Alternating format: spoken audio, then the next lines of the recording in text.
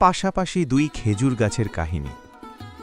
গ্রামের প্রান্তে একটি নীরব মাঠের কোণে পাশাপাশি দাঁড়িয়েছিল দুটি খেজুর গাছ।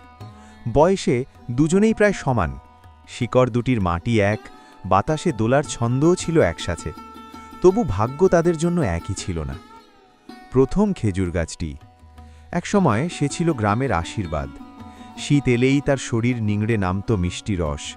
মানুষ ভোরের কুয়াশা ভেদ করে আসত কলস হাতে। কেউ বলতো, এই গাছের রস সবচেয়ে মিঠে।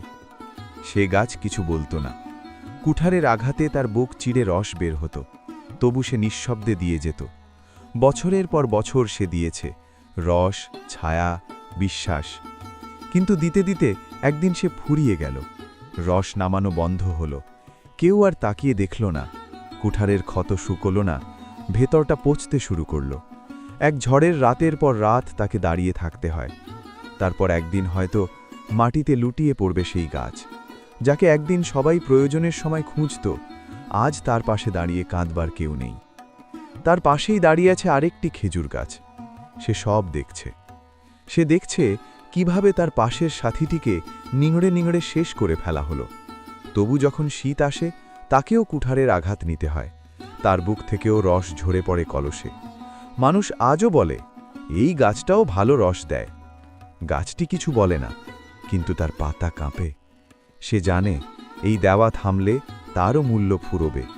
আজ সে এখনও দাঁড়িয়ে আছে। আজও তাকে নিংড়ে রস নামানো হচ্ছে।